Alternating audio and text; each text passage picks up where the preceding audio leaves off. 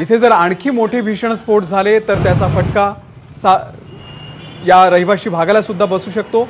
आता जो स्फोट झाला तो अत्यंत भीषण होता आणि त्यामुळे रहिवासी भागातल्या ज्या घरांच्या काचा आहेत त्या सुद्धा फुटलेल्या आहेत। एमआयडीसी फेज 2 मधली ही घटना आहे। आगीचे लोट आपण बघतोय, अत्यंत भीषण अशी ही आग लागलेली आहे। आग विझवण्यासाठी सध्या अग्निशमन दलाचे शर्थीचे प्रयत्न सुरू आहेत।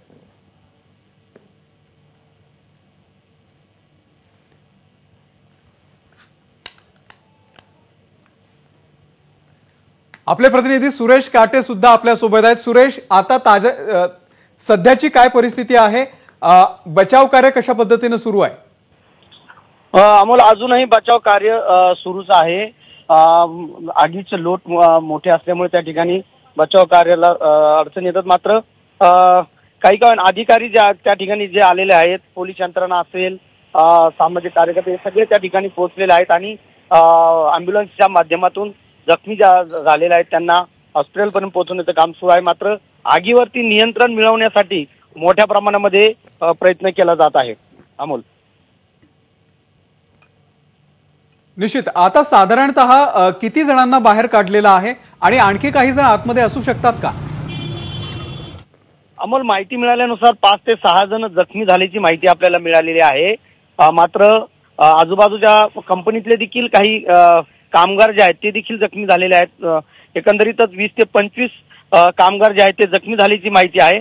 मात्र कंपनीमध्ये आणखी किती कामगार अडकले आहेत याबाबतची माहिती जी आहे ती सध्या समोर आलेली नाही। मात्र 5 ते 6 जण गंभीर जखमी झालेत ही माहिती आपल्याला त्या ठिकाणी समजलेली आहे आणि अग्निशमन दलाचे जवान जे आहेत ते शर्थीचा प्रयत्न करत आहेत आगीवरती नियंत्रण मिळवण्यासाठी। अमोल, निश्चितच हा परिसर नेमका कसा आहे सुरेश?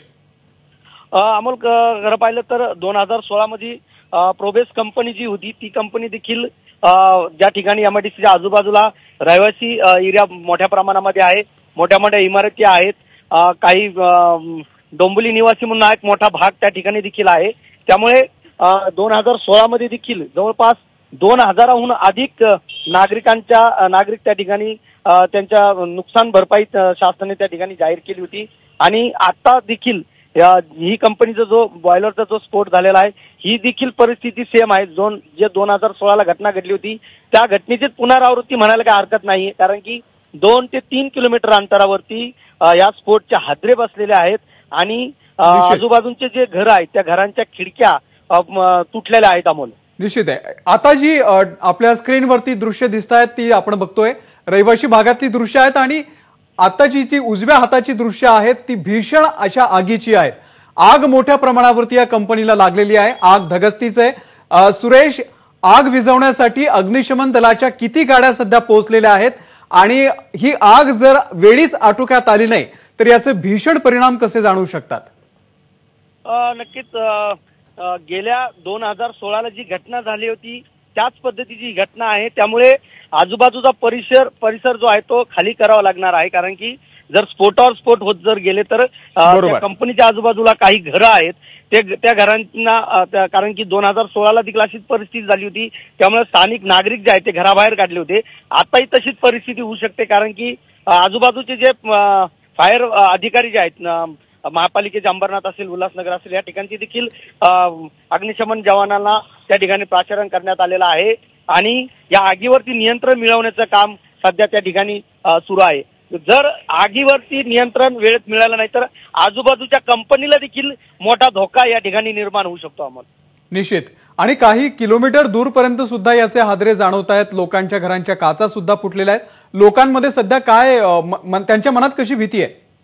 नक्कीच भीती मोठी आहे, कारण की जवळपास ज्या कंपनीपासून 2 ते 2.5 किलोमीटर पर्यंत घरांना हादरे बसलेले आहेत। त्यामुळे एकाएकी जे स्फोट झाला, हादरे बसले, घरांच्या काचा फुटल्या, त्यामुळे नागरिकांमध्ये भीतीचं वातावरण निर्माण झालेलं आहे।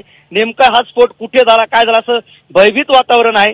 त्यामुळे अनेक नागरिक देखील ज्या ठिकाणी स्फोट झाला त्या ठिकाणी आता गर्दी करायला त्यांनी हे केलेलं आहे। मात्र घरामध्ये असणारे बरेचसे काही वयोवृद्ध असतील, किंवा काही कामावर गेले त्यांचे लहान मुलं असतील घरामध्ये, या सगळ्यांमध्ये एक भीतीचा वातावरण या डोंबिवली एमआयडीसी परिसरामध्ये झालेला आहे अमोल. निश्चित आताची जी दृश्य आपल्या स्क्रीनवरती दिसत आहेत